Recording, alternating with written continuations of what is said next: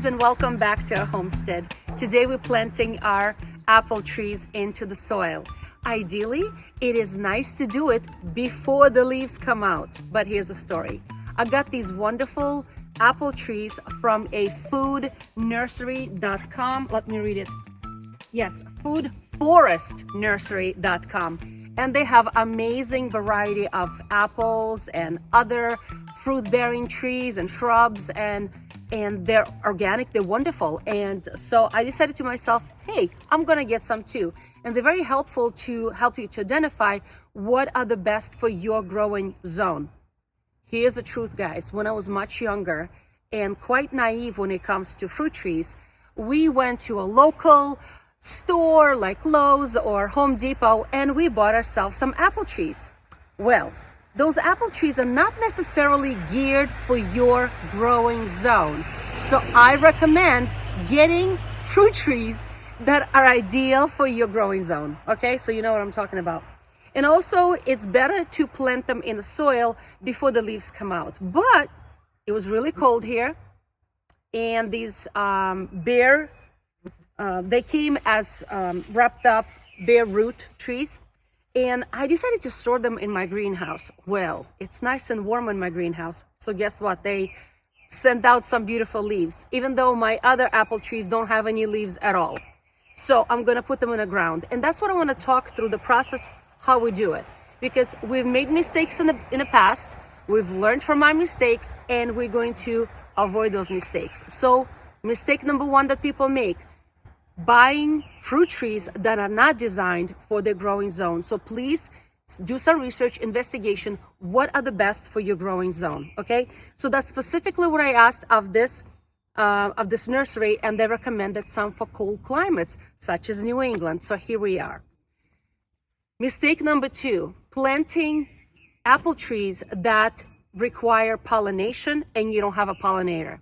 You need to have other trees in the same vicinity, like next to each other, that will be pollinating your tree. Because some trees produce, I don't know how to say them, but they produce them virgin, I don't know the proper term, flowers that will not pollinate on their own. So they're not self-pollinating, and they will not pollinate others around. So you need a pollinator tree next to them, or buy those that are self-pollinating, okay? The other mistake we often make is planting the tree too deep. You probably have noticed that on the trunk, at the bottom of the trunk, right before when the roots begin, there's a little knob on the trunk of the tree, and that is the grafting area, meaning that the roots belong to one variety, but yet the tree itself is grafted in something else.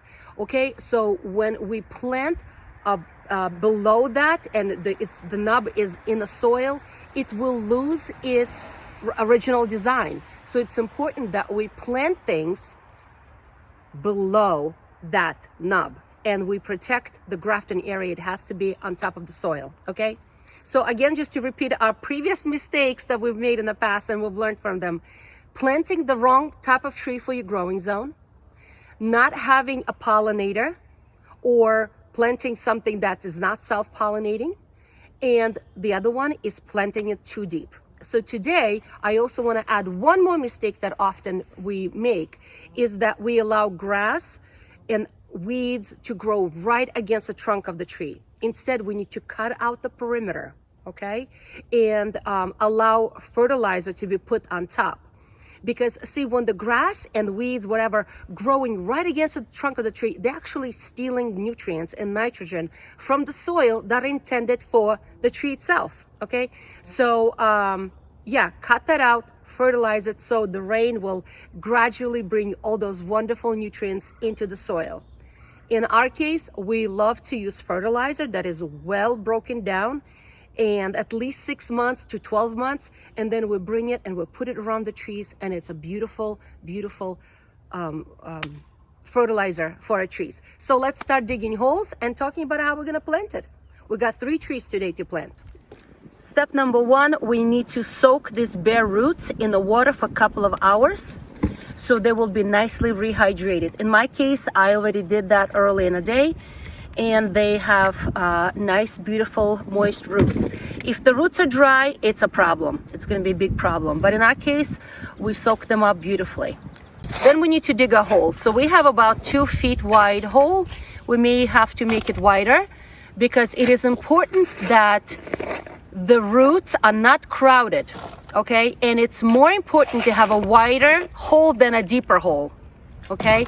Because it doesn't have to be that deep. So we're gonna dig it probably about 1.5 feet, maybe 2 feet wide. And hold on, babe, I see a grub I wanna take care of. You see him? Mm-hmm. Take him out. Yeah, we don't need grubs. So we're going to just dig a little wide hole, and we're gonna put some compost in it because everything needs compost. The soil should be well drained and not at the bottom of the hill or something where the water collects, because that will kill the roots.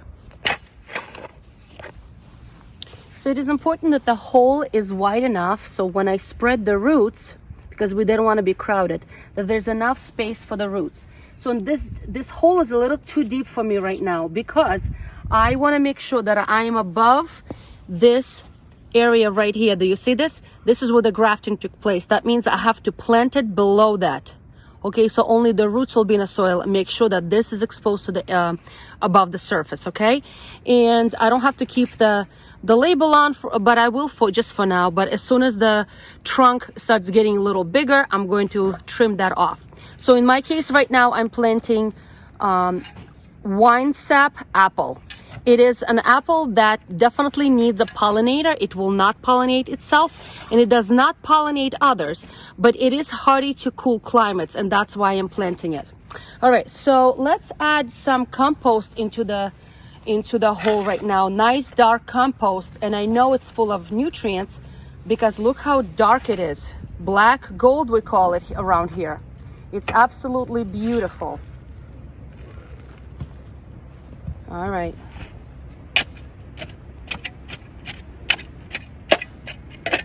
Is that a rock? Of course it is. Of course it is. New England is known for its rocks. All right, so it's still a little too deep. I need a little bit more soil on the bottom, okay? Because as soon as we put this in the ground and we dampen the soil a little bit around, it's gonna settle. And as soon as we water it, it's gonna settle even more. So we don't want it to sit in a hole, but we don't want it to be too deep either. So let me just start spreading the roots a little bit. Beautiful. So the roots should be spread and not crowded. I'm going to be making sure that they're nice and spread around. All right, baby, if you want to start bringing the soil around me. Not the compost? Yeah, compost, please. So this is also a good time to add a stake to support it, because this is a very small tree and we don't want it to be damaged by the wind or something like that. Wow, I'm just in love with this beautiful compost too. I'm very excited to expand our fruit tree orchard. All right, a little bit more, honey, and I'm gonna start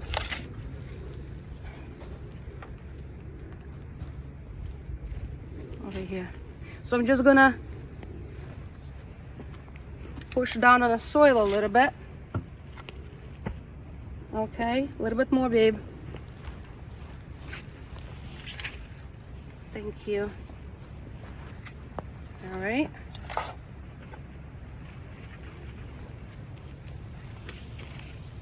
Fruit trees like to be in a sunny area, well ventilated area. At least 6 to 8 hours of sunlight a day. So a shady spot is not a good spot. All right, I'm just gonna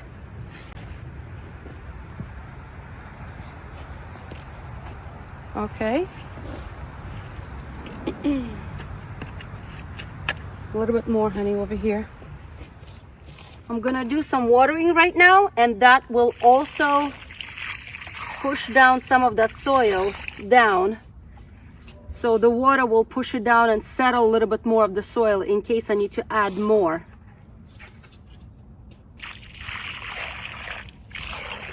All right, let the water do its thing. It's important to keep watering them after transplantation because when you think about it, they have gone through some distress, the roots were disturbed, so it's important to keep them moist and well hydrated even after planting. So I just heard from the Food Forest Nursery that they're running a special clearance on all of their plants and seedlings and trees and shrubs for this season. So I'm going to leave all of the information in a description box, including a special coupon that you can use to get 10% off if you order them right now. So friends, I hope you're encouraged to do this soon. All right, so how far apart should we plant these trees? Well, it depends if they're dwarf, semi-dwarf, or big original kind of old-fashioned tree, okay? So if they are dwarfs, 6 to 8 feet apart is fine. If they're semi-dwarfs, then it's about 15 feet apart. But if it's a big tree, then it needs about 30 feet apart to make sure that they're not casting a shade on each other, they're not crossing each other, one branch of one tree competing with the other tree. So because I'm sharing all this information because we made mistakes in the past. So again, friends, I hope you are encouraged to start your own orchards, your food orchards, so they're not just beautiful and that they blossom and bring beautiful pollinators, but also they will produce and feed your family. So friends, plant some trees, be encouraged, and try something new.